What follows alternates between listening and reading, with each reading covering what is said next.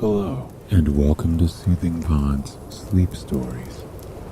My name is Arif, and I am going to tell you a wonderful story that will lull you into a peaceful and restful sleep. Today, we're going to journey to ancient Greece, where we will listen to the romantic, magical tale of Hades and Persephone's relationship. From strangers to rulers of the underworld. Before we begin, let us take a moment to find comfort, light, and peace in the space we are in. Close your eyes and turn your focus inward for a moment. Do you feel any tension in your body? Are any of your muscles tight or rigid? Take the time to acknowledge this tension and set it free. Breathe in for 1, 2, 3, 4, 5. Hold that breath. As you exhale, feel the tension melt away from your body. Relish in the instant relief and connection you have with yourself as you feel your muscles relax on the soft mattress underneath you. With every breath you take in, imagine a soft, warm light entering your body. Feel the warmth of your breath travel through your body ever so slowly. As it inches through you, imagine it like a thick, warm paint, coating every nerve, every muscle, every cell in a soothing balm. Take one more breath in for 1, 2, 3, 4, 5. Hold that breath. As you begin to exhale now, feel the remnants of the day leaving your body until you are left with just this moment, here and now. Now that you have found comfort in the space you are in, let us begin. Long ago, in ancient Greece, the gods were all powerful. They ruled over a land of magic and of beauty, rolling hills ripe with olive trees stretched to the sea. Fields of barley and wheat swayed in the ever-present salty breeze. It was here that Demeter caught the eye of Zeus, the ruler of all the gods. Demeter was the goddess of the harvest and of agriculture. Her very existence allowed for the farmers to grow the freshest crops and for all the gods to enjoy the bounty of the land. Their love affair consisted of days traipsing through flower fields, eating the fresh peaches that grew on the beautiful land. They would lay in the soft grass for hours, speaking of the other gods, of the people and land they ruled over, even of their hopes for the future. Soon Demeter found herself pregnant. Zeus began to visit less and less, and this left Demeter with a hole in her heart and a distrust for the gods of the world. In late summer, laying in a farmer's field, she gave birth to a daughter. As she looked upon her beautiful baby girl, she felt the warmth of love overwhelm her. In that moment, she knew she would do whatever she could to protect her daughter from the greed of the other gods. Persephone grew up playing sunrise to sunset in the fields of Greece. She rolled in the sweet grass, climbed tall oak trees, and lounged in the warm sun. During the hot days of summer, she often found herself dozing off as the gentle, fragrant breeze caressed her face. Through her connection with nature and her relationship with her mother, Persephone became one of the most kind-hearted girls in all of Greece. Daily, she would play with the forest nymphs and help them solve their problems. She would clean the land with them, till the land with them, and sit by them in the long hours of the night, tending to a fire and helping them care for their young. Persephone was even loved by the local farmers. Though her mother tried to keep her away, she often found herself helping the fathers tend to their fields of crop and their animals. Demeter loved her daughter dearly. She loved her daughter so much, in fact, that she greatly feared her daughter ever leaving home. She often worried about any of the other gods falling in love with her daughter and taking her away. Because of this, Demeter kept her daughter sheltered from the world. Persephone never spoke to the other gods, even as she grew into an adult. Persephone loved her mother dearly, but she knew she was missing something in the world. She longed to see new places, to feel emotions she had never felt before. Little did she know, beneath her feet, there was someone who had those exact same feelings. Deep in the ground, the god of the underworld, Hades, longed for love and friendship. He had been banished from Olympus, where the other gods spent most of their time. As years passed, Hades grew increasingly lonely. He often thought of holding a woman's hand, of laughing with her, of embracing her company. One day, this need for connection drove him above ground. He wandered through the forests of Greece, hoping to catch a glimpse of someone, anyone that could put an end to his loneliness and boredom. As he came into a beautiful olive grove, he heard a beautiful singing. In the center of the grove, Persephone danced and sang with the forest nymphs. She swayed and smiled in the sunshine, and each time she did, Hades felt a strong emotion wash over him, an emotion he had never felt before. He watched Persephone from the depths of the forest. Almost every day he would return and watch her. He was utterly entranced by the grace of her movements. Every time she laughed, she got a marvelous twinkle in her eye, and Hades felt his heart skip a beat in his chest.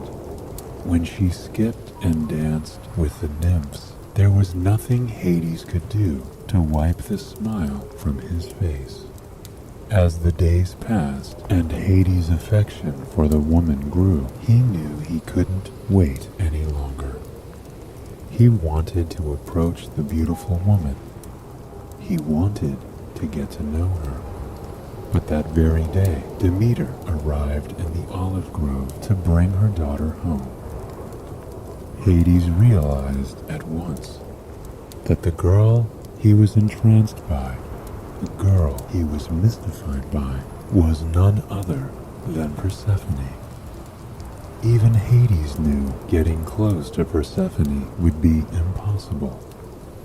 Demeter protected her daughter with all she had, and there was no way she would let her daughter marry the god of the underworld. Hades returned to the underworld and tried to continue his daily routine. He walked through the red, mountainous caverns of the underworld alone, his thoughts constantly drifting back to Persephone, singing and dancing in the sunlight. As days passed, Hades realized his feelings for Persephone were not diminishing. He could think only of her long braided hair. The music playing in his head was none other than Persephone's singing, echoing off the lush forest trees. He couldn't live without her by his side, desperate to be close to her yet again. Hades traveled to visit with Zeus. I have fallen in love with your daughter, Zeus. I long to have her hand in marriage. I long to have her rule the underworld by my side, Hades told him, his voice overwhelmed with emotion. Zeus thought over this decision for a long moment. Though he rarely saw his daughter, he knew her to be the most kind, the most tender out of all of his children.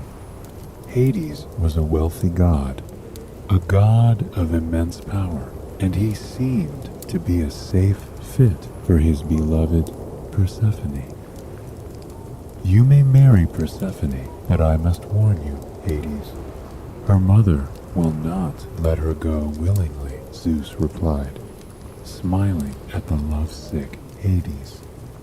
Hades understood that bringing Persephone to his home would be a challenge, so he returned to the underworld to ready his things. The next day, Persephone returned to her familiar olive tree grove. As she walked to the nymphs, she felt the ground rumble underneath her. The ground split below her feet. For a moment, everything moved in slow motion.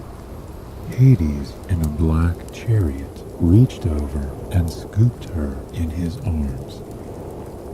Before Persephone could even blink, the chariot disappeared beneath the earth. When she opened her eyes, she was in a brilliant throne room. Tall, amber walls of stone and gemstone lined the walls of the cavern. Fire illuminated the room in a warm glow, even though she was hundreds of miles below the earth. Persephone was so transfixed on the beautiful room around her, it took her a moment to realize what had truly happened. She felt Hades' arms cradling her against his chest.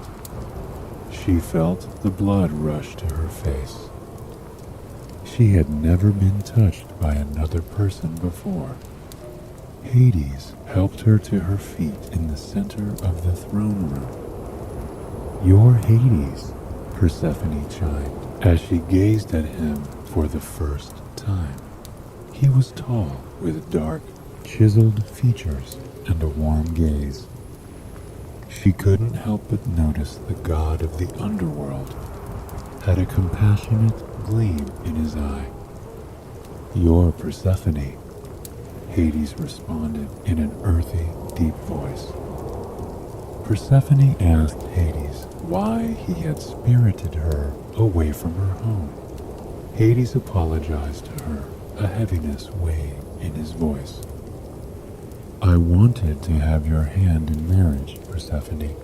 I admire your kindness, your tenderness, your beauty. I knew your mother would never allow us to be together," Hades replied to Persephone. For the first time since she arrived, Persephone thought of her mother. She dreamt of the land up above, of the kind gaze of her mother, of the world she was leaving behind by simply being down here, and it brought her great sorrow. Sensing her sorrow, Hades showed Persephone to the bath. He ran the hot water for her, filling the basin with wildflowers from around the world. He brought her the finest silks, the finest towels, and the finest musicians in the world. Hades left Persephone to think over her situation. As she sat in the hot, steaming water, she felt her tension melting away. She had never lived in luxury like this. Though Hades had spirited her away, he was showing her a type of kindness she never expected. Though deep down, she knew her mother was above, on the surface, searching for her. Once she finished her bath, Persephone returned to the throne room. In the center of the room sat Hades' throne. Besides that, there was a brand new throne. The throne was made of a beautiful silver that glistened in the flames. The entire throne was covered in beautiful, intricate carvings of vines, flowers, and trees, all reminiscent of the world Persephone had come from. Hades told Persephone the throne was hers. He didn't want Persephone as a servant, as a mother, as a caretaker, like the other gods wanted. He wanted her as an equal, a partner that would rule the underworld by his side and join him in his joys, his sorrows, and his laughter. Persephone felt her whole body relax as a warm comfort washed over her. Hades offered his hand to her. She placed her soft hand in his. Just his touch alone made her feel safe and important. Led by Hades' hand and encouraging gaze, Persephone took a seat on the throne beside Hades. At first, she hadn't been certain about him, but there was a kindness in his eyes, an overwhelming compassion she couldn't ignore. She felt for the first time as if someone was seeing her, truly seeing her as she was. Her mother had only coddled her and longed for her protection. It was as though her whole life she was her mother's doll to protect and care for. Persephone's days in the underworld slowly became magical. She spent her hours by Hades' side, discussing life above ground and the life of the gods. Every time Hades spoke, she felt as though there was a light glowing inside of her. The two often found themselves walking the grounds hand in hand. All hours of the day and night, they basked in the company of one another. The loneliness Hades had felt melted away every time he looked at Persephone. She had slowly become the long, sought-after light in his life. Around her, he truly felt like himself for the first time in centuries. As time passed, Persephone learned the way of the underworld. Hades was not a cruel, unjust leader of the dead. He treated the souls in his care with kindness. However, Persephone didn't like the darkness and labor that many of the souls had to take part in. Persephone proposed a new land to Hades, a kingdom where those who were just would live in the underworld without harsh labor or punishments. Hades saw how much the idea meant to Persephone. During the night time, Hades worked on creating the land that Persephone had proposed. It slowly grew from a patch of dirt and stone into something that was beyond her wildest imagination. It was a city of sleek gates, bubbling fountains, and stunning stone buildings. He filled the streets with flowers and plants that would remind Persephone of her home. Hades led Persephone to the new land. He covered her eyes with his hands and walked her gently to the center of the city, where he revealed it to her. Persephone looked around in wonder, her eyes rimmed with tears. It's called Elysium, Hades chime. Beside him, Persephone beamed with wonder as she walked the cobblestone streets and brushed her hands against the flowers. Won't the flowers die without any sunlight? Persephone asked. She leaned down to breathe in the sweet scent of the tulips. Hades placed a gentle hand on her shoulder. Not with you here, he replied, smiling down at her. But there is something else I should show you. Hades took Persephone by the hand. The two walked down a winding path in the underworld. They strolled under dark waterfalls and through rolling fields until they reached a small cobblestone path. At the end of the path, tucked back into the shadows, there was an intricate iron fence. Hades let go of Persephone's hand and urged her forward. Her fingers danced on the handle of the fence. What would be on the other side? With one small flick of her wrist, the gate opened, revealing a paradise she had no idea existed. She found herself in the greenest garden she had ever encountered. As far as the eye could see, there were beautifully trimmed hedges, patches of wildflowers, cherry blossom trees, and orchards. A single red cobblestone path wound through the lush garden. Persephone felt tears sting her eyes. She had never seen something so beautiful. Hades rubbed her back, comforting her. He told Persephone that the garden was hers. He wanted this place to feel like home for her, and he felt as though this could be a place for her to escape and relax. Persephone turned to Hades and wrapped her arms around him. For a moment, their hearts beat as one as she buried her face in his chest. For the next few days, Persephone found herself in the garden often. She skipped down the cobblestone path, relaxing as a cool breeze rushed over her body.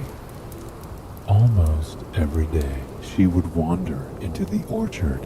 She laid down in the grass and looked up at the sky through the pomegranate trees. The heavy red fruit swayed on the branches, dancing just above her head.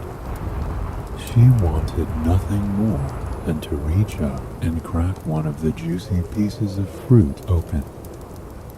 She could practically feel the juice running over her tongue. She could practically taste the sugary sweet tang of it. But she knew she couldn't eat the fruit. In the underworld, if something is eaten, you're not able to leave. Persephone toyed with the blades of grass by her head. She missed home dearly. She missed her mother. But she had so much more freedom here. When she thought of Hades, she found herself smiling. His kindness and respect towards her were enough to make her stay. One day, the gardener discovered her laying in the grass. He kindly offered Persephone a pomegranate and placed it in her hand. She could feel the hunger rising within her. She hadn't eaten in weeks and was beginning to feel a bit faint. She split the pomegranate open and placed 6 seeds on her tongue. The sweetness of the seeds overwhelmed her senses in the most wonderful way. When she opened her eyes, there was another god standing before her. Hermes, the messenger god, tapped his foot impatiently as he looked down at her. He told Persephone that her mother knew what had happened to her. Demeter was so overtaken by grief that she had frozen all the land. No crops would grow. Farms across the earth were crumbling, and people were growing hungry. Persephone loved her home in the underworld. She loved Hades, but she knew she could not let the people on Earth be harmed. Reluctantly, she agreed to journey to Olympus with Hermes to solve this matter once and for all. Persephone blinked, and she found herself in the clouds of Olympus. The entire kingdom glowed with an ethereal light. Pure clouds drifted through the open-air colosseums and over the massive marble staircases. At the throne of Olympus, Zeus and Demeter were in the midst of an argument. Upon seeing her daughter, Demeter rushed to her side, taking Persephone in her arms. "Are you okay? We will get you away from that cruel man. We will get you back home," Demeter snapped, hugging her daughter against her chest. "Mother, I'm fine. I don't want to leave Hades. He's a kind, gentle, loving man, and I've grown to adore him," Persephone assured her mother. But Demeter didn't take the time to listen to her daughter. She told Zeus and Persephone that unless Persephone came back to Earth with her, the world would die of a famine. Persephone could feel the tears begin to sting her eyes. She longed to see her beloved Hades. For the first time, she felt the immense love she had developed for him begin to truly affect her. "But Mother, I need you to hear my words. I love Hades. I have fallen in love with the king of the underworld." The desperation and desire in Persephone's voice echoed through the atrium. A flash of smoke appeared just in front of Persephone. Hades gazed down at her, a smile on his face. "Demeter, I have fallen in love with your daughter. I've been in love with her since I first laid eyes on her. I will treat her with kindness and dignity and love. She will rule by my side if she so chooses," Hades said. He reached out gently, placing his hand on Persephone's flushed cheek. Demeter disagreed with Hades, repeated that she would destroy the world without her daughter by her side. "But she has to stay in the underworld with me, Demeter.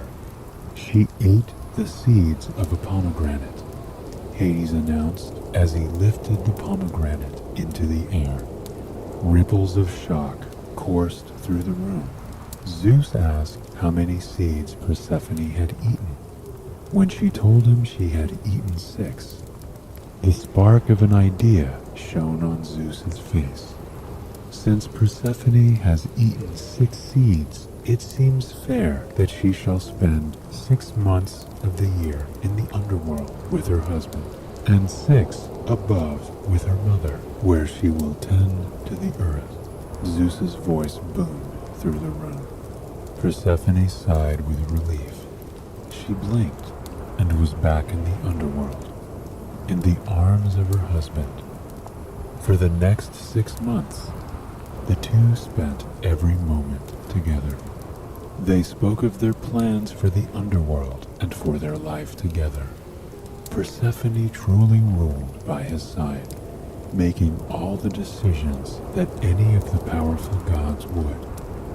The two glowed in the love and respect they had for one another. By each other's side, they were home. As spring crept around the corner, however, Persephone had to prepare for her journey back to Earth. Every spring and summer, she worked the land with her mother on Earth. She would run with the forest nymphs and help the farmers, just as she had as a child. Every time she was above ground, she missed Hades dearly. She had never known you could love a person so deeply, so fully. Every morning when she walked into the olive grove, there would be a single pomegranate waiting for her, a beautiful gift from her beloved husband, reminding her that his love followed her wherever she went. As the years progressed, the arrangement became a joy for everyone. Persephone enjoyed her time with her mother and looked forward to returning and seeing her husband. Every time she was reunited with Hades, the two would lay in their own garden for hours, discussing the past few months. They would tell stories through the night, curled up in each other's arms, dreaming of all the time ahead of them that would be spent together. I hope you found some comfort and relaxation in this story. If you'd like to hear another story, please feel free to join me again tomorrow night. Until then, sweet dreams.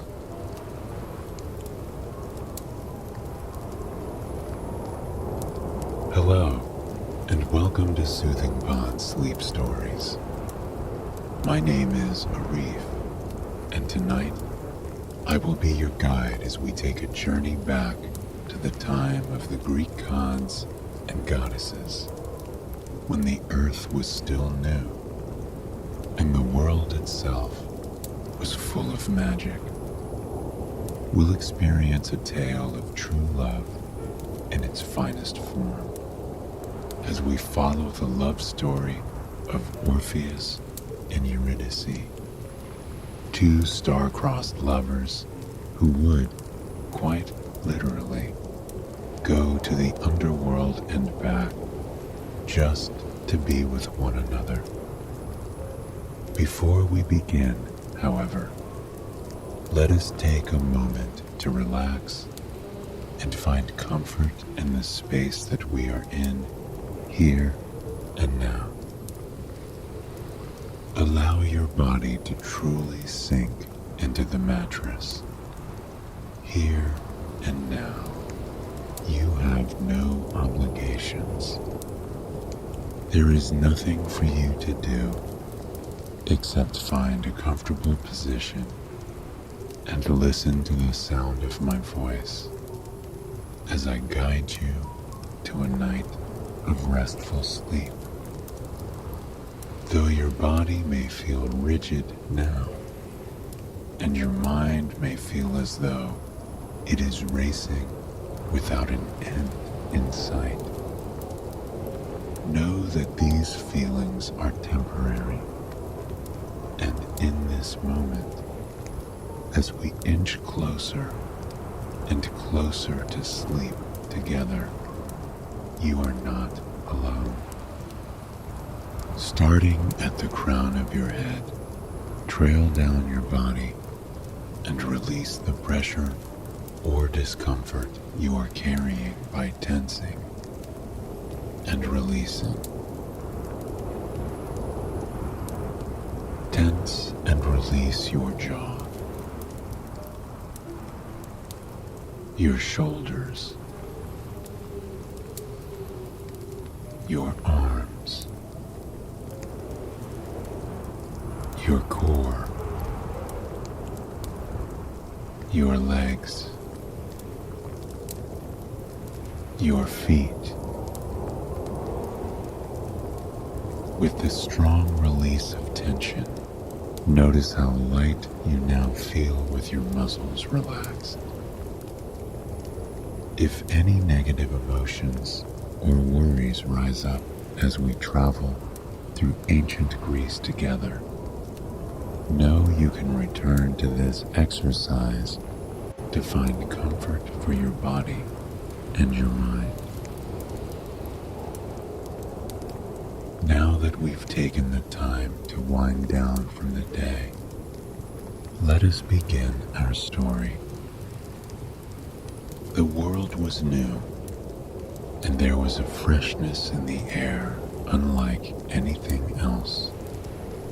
A promise that there were stories about to unravel, adventures about to be had, and love about to be shared in communities around the world.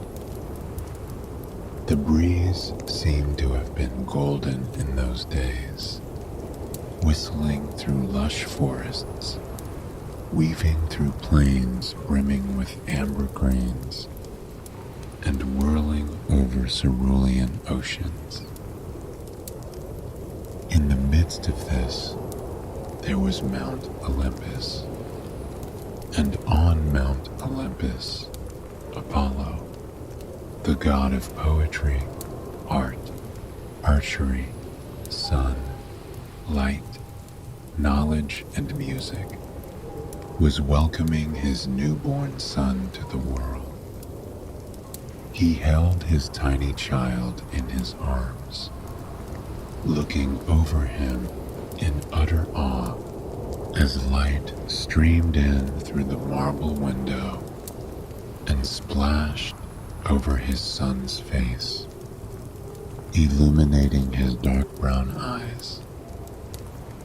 Apollo was speechless, completely transfixed on the otherworldly reality that he was holding his own son in his arms, a newborn, a person who needed his love, his guidance, his protection. Apollo was a god of immense power, and yet this helpless child was lying in his arms, unaware of his lineage and the promise of his own future. Apollo dubbed his son Orpheus. Orpheus cooed at the name, wrapping his tiny, tiny fingers around his father's outstretched hand. In Orpheus's eyes, Apollo saw the soul of a poet and a musician.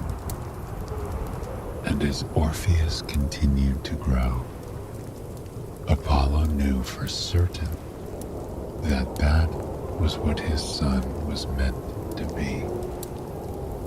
When he could barely even hold his head up, he was searching for things that could make rhythm. He'd grab the nearest object and turn it into an instrument with ease and a smile on his face. Every morning, Apollo would awaken to the sound of his dear son cooing and crying. Though Orpheus's cries were not ones of anguish or sorrow or need, they were beautiful cries, as though he was trying to find a melody in a world he barely knew anything about. Soon, Orpheus was walking and talking. He didn't speak like other children. There was no careless nature about him, no whining, no crying. He spoke as if he were a patient observer of the world.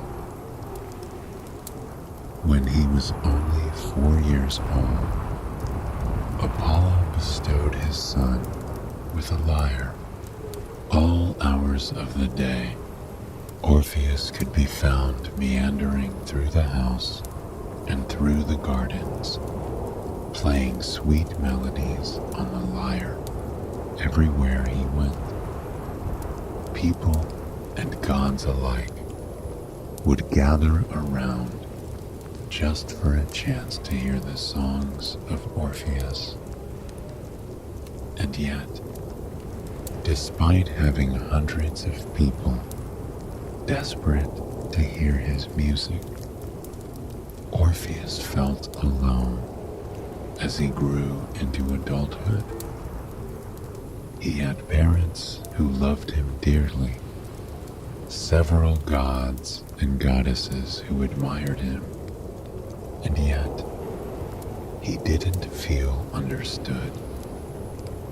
He spent many hours wandering alone, writing poetry in fields of wildflowers, and playing his lyre to his favorite audience, the beautiful wildlife scampering across the forest floor. On one of these trips, it was raining. Orpheus sat down underneath an olive tree to shield himself from the falling droplets. He leaned against the bark, finally feeling the stress of the day melt away from him. Then he began to play. As he played, the world faded away. He could almost see the music flowing from his lyre, changing colors and shapes, and the way it moved as the songs he played shifted. He saw the blue swirls of a sad song, ebbing and flowing through the trees.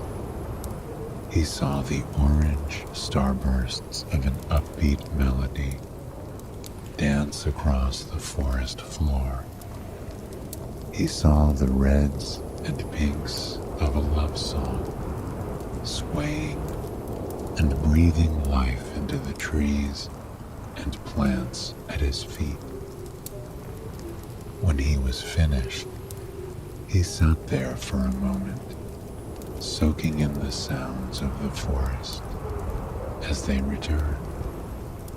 He was once again reunited with the drip, drip, drip, drip of the rain against the leaves, and the rustle, rustle, rustle, rustle of those same leaves against the cinnamon-speckled bark.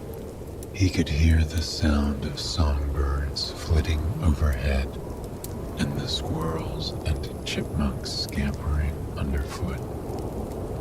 But then there was a sound he wasn't expecting. The gentle applause of someone. He turned, and to his surprise, found himself in the breathtaking emerald gaze of a stranger. She stood before him underneath another olive tree, her hands carefully laced around one of the slender, gnarled branches. She regarded him with admiration, but in a way that Orpheus has never been admired before. This felt honest, true, as if she understood exactly what he had been trying to say with the melodies he was putting out into the world. He crossed into the rain and introduced himself, so drawn to her and warm under her gaze that he didn't even feel the cool raindrops coursing down over his face and arms. She bowed a bit, introducing herself as Eurydice. She was the daughter of a farmer, though farming wasn't what she was drawn to. Orpheus couldn't help but notice the book in her grasp. It was leather-bound, painstakingly made, and it was deliciously worn. The pages were dog-eared and rippled from many hours of use. The paintbrush dangling from her grasp, too, had seen a great deal of use. The handle was flecked with vibrant colors, all put there while she was deep in the throes of her art. Eurydice apologized for listening to Orpheus. She often came to the forest to find inspiration for her paintings, and today she came a little deeper into the woods as she heard Orpheus play. She had never heard such a melody before in her life. Orpheus thanked Eurydice, genuinely appreciative in a way he had never been before. He extended his hand softly, asking if she would allow him to see her art. Eurydice's grip tightened on her book for a mere instant. It was clear she didn't share her art with many people, if any. When she handed the book over to Orpheus, there was a depth in her eyes, a plea that said, "Let me trust you with this." And Eurydice certainly picked the right person. Orpheus opened the first page and felt as though he had been transported into another world. A world seen through Eurydice's eyes. As he flipped through page after page, he felt more and more inspired. The colors were muted, yet vivid. The landscapes were full of whimsy and understated beauty. The people were soft, gentle, raw, real. It was everything Orpheus could ever want in a painting. Only after he looked at every single painting did he look up to Eurydice. She seemed a bit nervous, withdrawn even, waiting for feedback she was never expecting to get on such a private journal. But Orpheus clasped his hands around hers, overcome with joy and admiration. "This is the most beautiful thing I've ever seen," he whispered to her, and he meant it. The rain around them began to pick up, becoming more forceful by the moment. It pounded against the ground, dancing over leaves and plants with incredible speed. Trying not to get drenched, the two inched closer together and sat against the same olive tree to shield themselves. They talked for quite some time before they returned to their arts together. Orpheus asked what Eurydice felt like painting. He was expecting an object, a scene, but instead, Eurydice told him that she felt like painting what it feels like to fall in love. Orpheus began to play that melody, a melody from his heart, encapsulating the wonder and joy that comes as you feel yourself falling for someone, the lack of control, yet complete acceptance, the fear, yet excitement, the potential that this could be a love you feel for the rest of your life. As he played, Eurydice painted beside him. They sat there for a few hours, simply being in their element together. The music flowed like a soundtrack the universe had made for this very moment, and her paint splashed across the page as she painted. It was a scene of pinks, reds, oranges, and greens, natural and wild and breathtaking. When they were both finished, the sun had begun to set on the day. The clouds that had provided them with a reason to be close to one another drifted off over the horizon, and they were left with a brilliant sunset.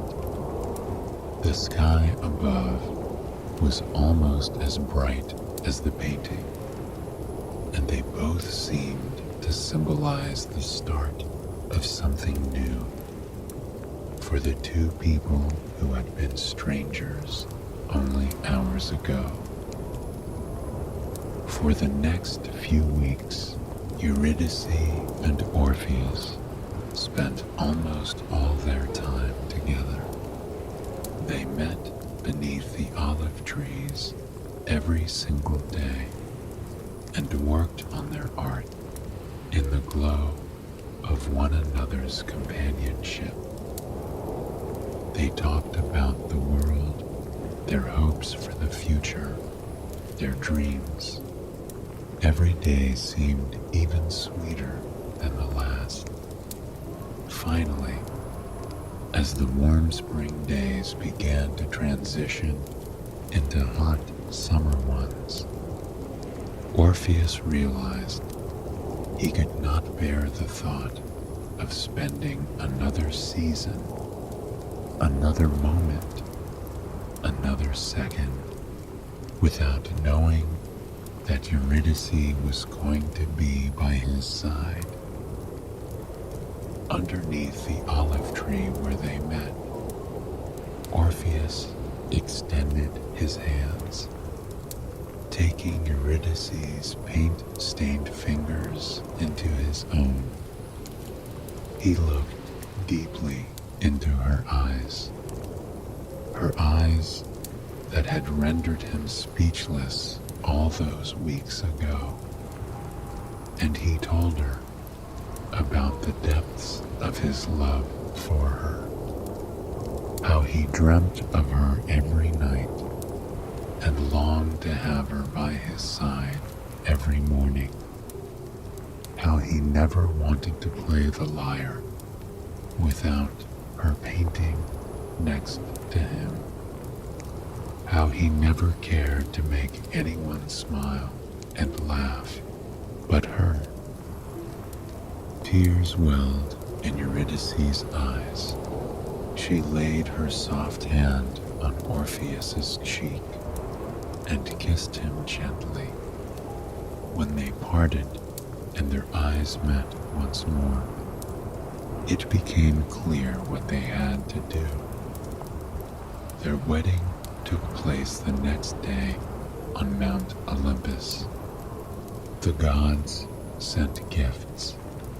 Apollo was impressed with what a perfect match Eurydice was for his son, and sent his blessings to the happy couple as they began their new life together. And my, what a beautiful life it was. They settled down in a cozy little cabin at the edge of the forest, nestled against a stream. Every morning, Eurydice would awaken before Orpheus. She would slip out of bed and tiptoe across the cool wood floor to the wood stove that they had in the center of the room. She would stoke the fire, watching the embers dance over the logs, illuminating Orpheus with a warm orange glow. Sometimes she would sit there by the fire for quite some time, watching Orpheus as he peacefully slept. She loved knowing he was curled up in bed, safe and comfortable, where nothing could harm him and no worries could fall upon him.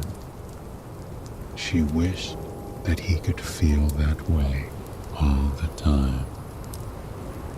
When he finally awakened, he would do so with a smile. He would reach out to Eurydice, drawing her closer and closer into bed until she tumbled into the sheets with him, and they would giggle in each other's arms for quite some time. It was their favorite part of the day. They would lie there for an hour or two, stroking each other's hair and whispering about their plans for the week. Then, when the sun had truly risen, and the forest around them was alive with the songs of birds. They would rise from bed, shake off their slumber, and head out into the world together. Every day was a little different.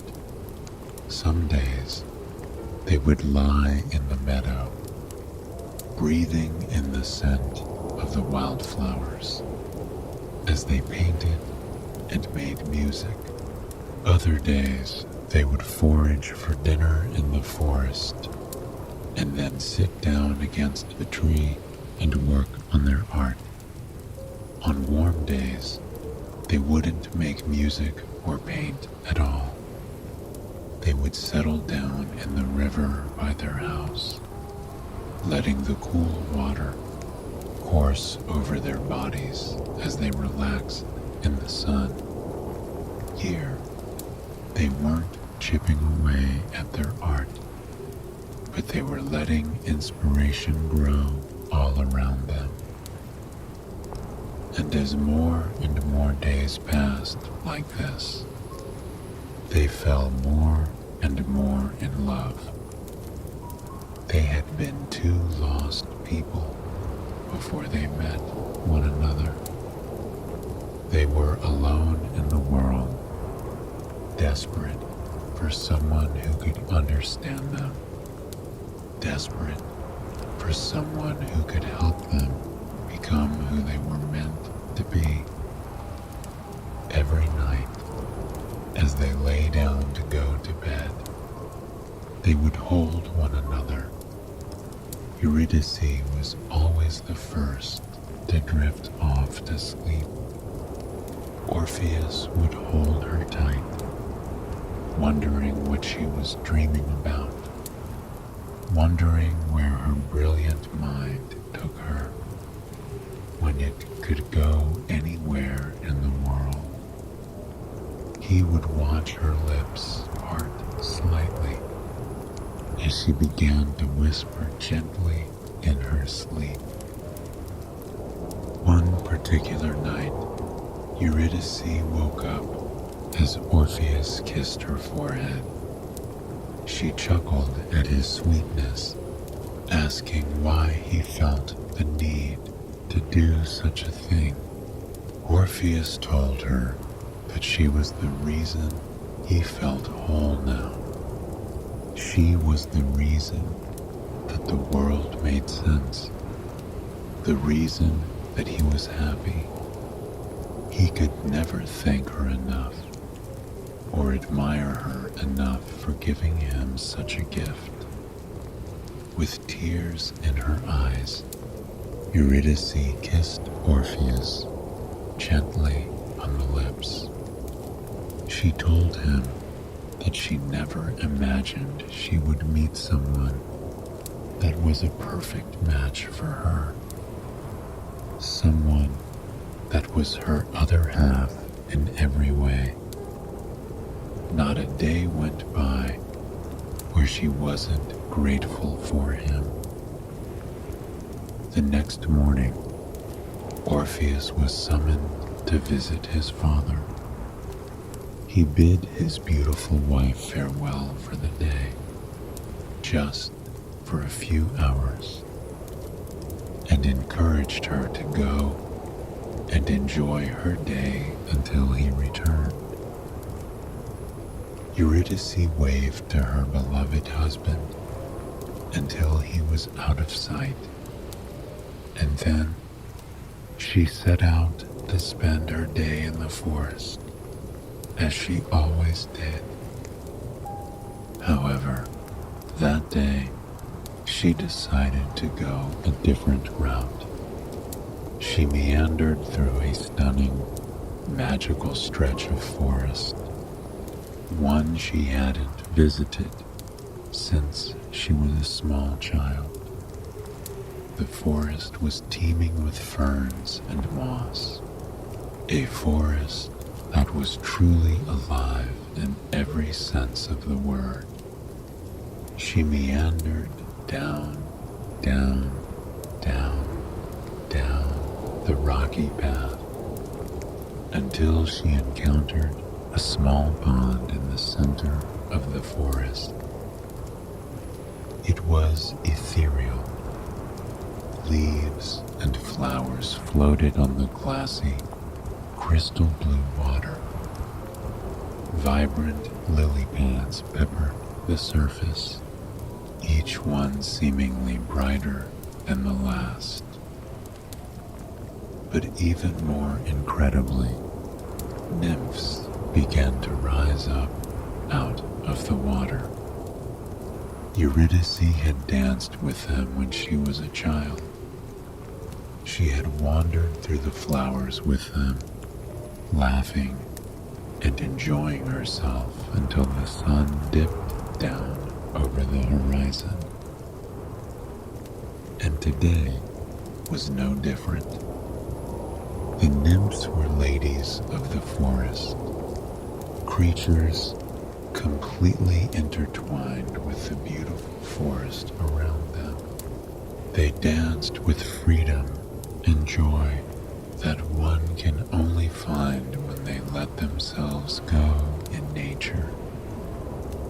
Eurydice danced with them to music that wasn't playing. They swirled and twirled and let the flower-tinged breeze weave through their hair as they laughed and sang for what felt like hours. Eurydice was overjoyed, but deep down there was a twinge she couldn't ignore, the desire to experience this with Orpheus. She vowed that tomorrow she would bring him into the forest with her, and they would experience this in each other's arms. But tomorrow wouldn't come, not in the way that Eurydice was expecting it to. During one fateful leap in the dance, she stepped on the head of a snake. The snake bit her, and within minutes, she was gone. Hours later, Orpheus returned home to find his wife missing. He ran into the woods, searching for her endlessly. When he discovered her by the edge of the pond, his grief was overwhelming. His beautiful, artistic, breathtaking wife gone in an instant. But Orpheus would not accept that she was gone. He could not accept that she was gone. He knew in that moment that he would move heaven and earth to have her by his side again. And so he journeyed down, down, down, down into the underworld, where no half-god had ever ventured before. He brought nothing with him except his lyre and hope that he would find his beloved wife in this place and bring her back where she belonged. The journey was not easy, and it was not one he would have survived as a mere human. The underworld was a world of icy stones and scorching flames, a world unfit for anyone except those who were unfortunate enough to reside there. He came to his first obstacle, Hades' dog. Cerberus, the three-headed dog, gazed down at him with his dark eyes, waiting to see what the strange half-god would do. And Orpheus did something the dog never could have expected. He took out his lyre and began to play. The song he played was something he had never played before, a melody of heartbreak, of longing, a melody that came straight from his soul and filled the cavern with life and the meaning of true love. He stared into the dog's eyes as he played, trying to fight back tears of his own. When the song finally came to an end, the cavern was wholly empty, as if the only life it had ever experienced had been ripped away. Cerberus laid his head down. He whimpered, dipping his head toward Orpheus as if to apologize. Orpheus laid a heavy hand on the dog's head as he passed, trying his hardest to muster a grateful smile. He continued making his way through the long corridors of the underworld, his heartbeat keeping pace with his emotions. At every turn, he expected to see his beloved wife smiling at him. He could feel deep in his soul that she was nearby waiting for him.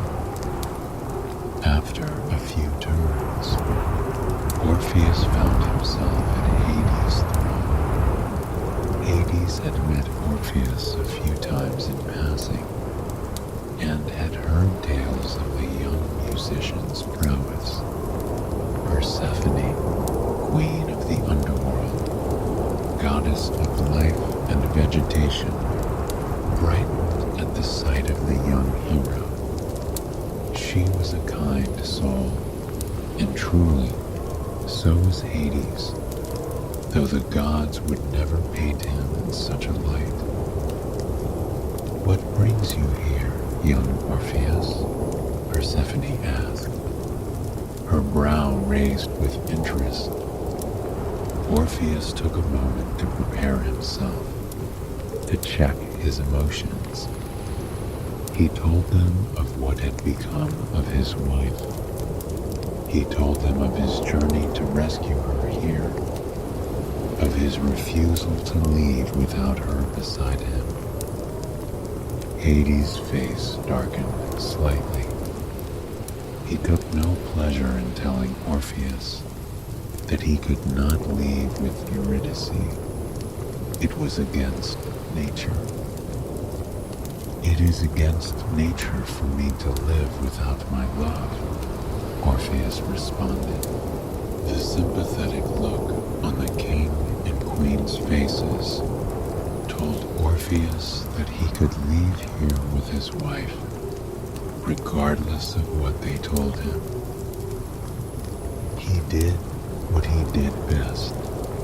He pulled out his lyre.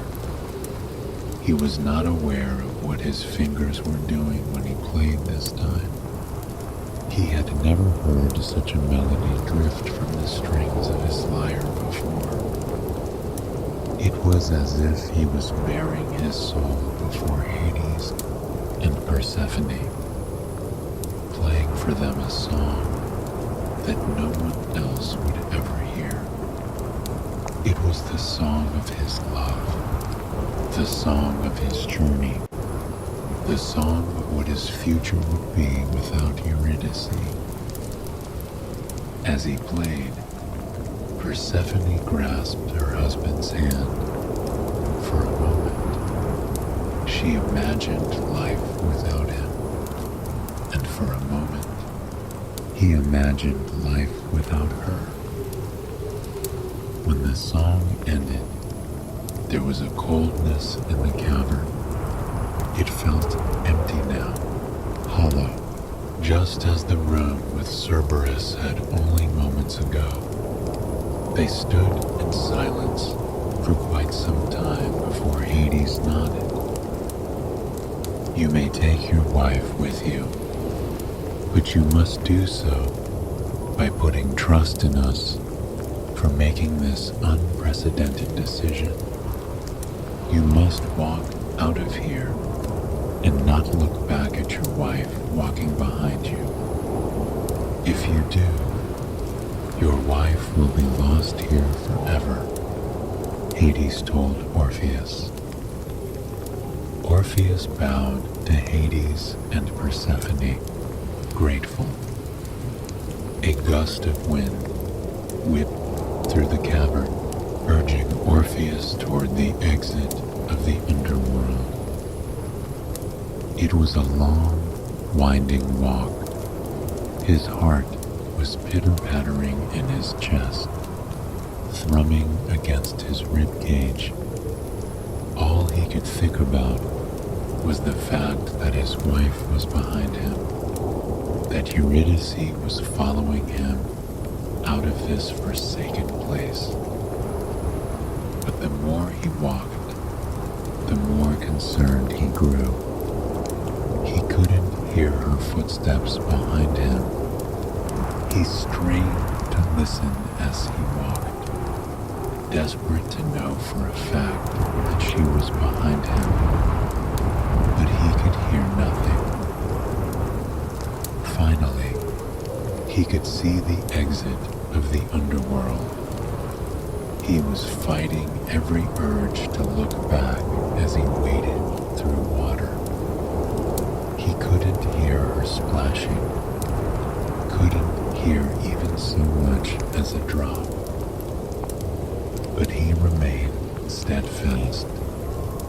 He remembered the look on Hades and Persephone's faces, the looks that they exchanged between one another.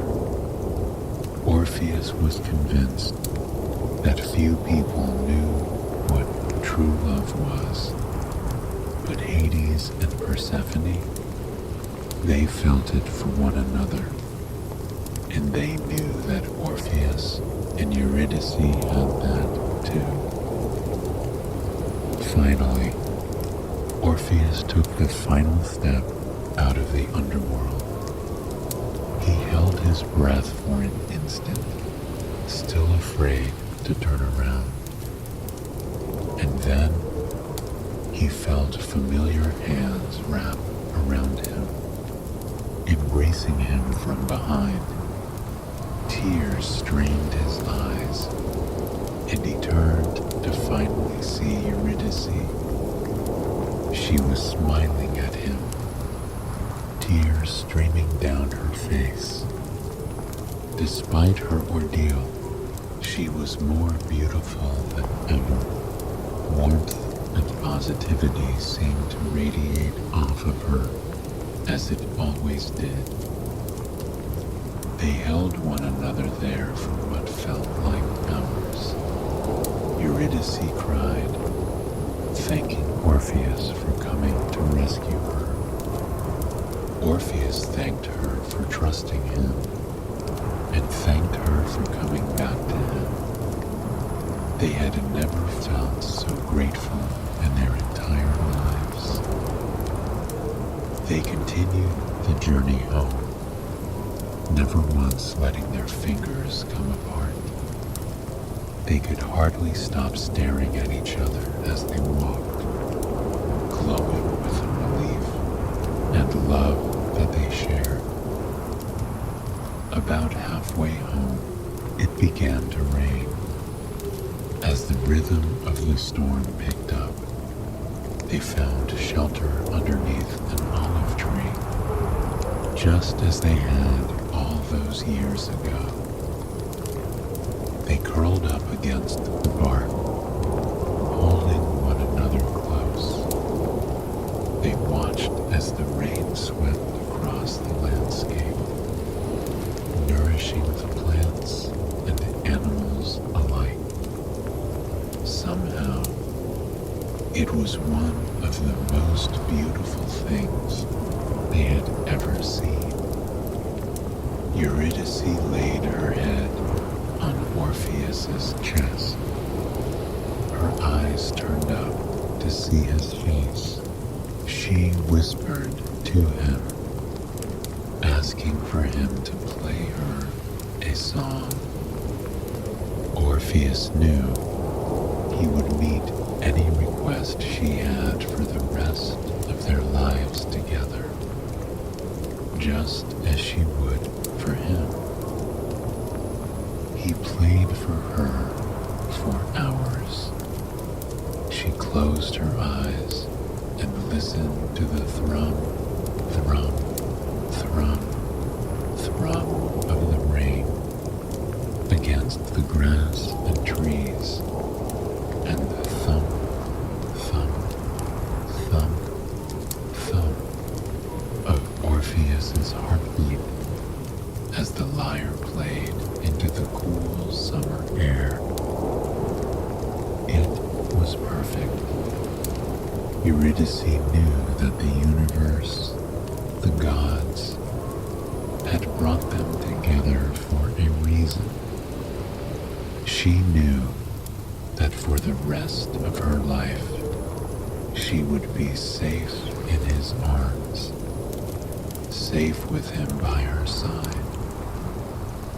There were days of painting in meadows and under trees and next to rivers in her future. But most importantly, every day was going to be spent with Orpheus, the man who would do anything for her. I hope you have enjoyed this story, and it has brought you a night of restful, relaxing sleep. Please join me again tomorrow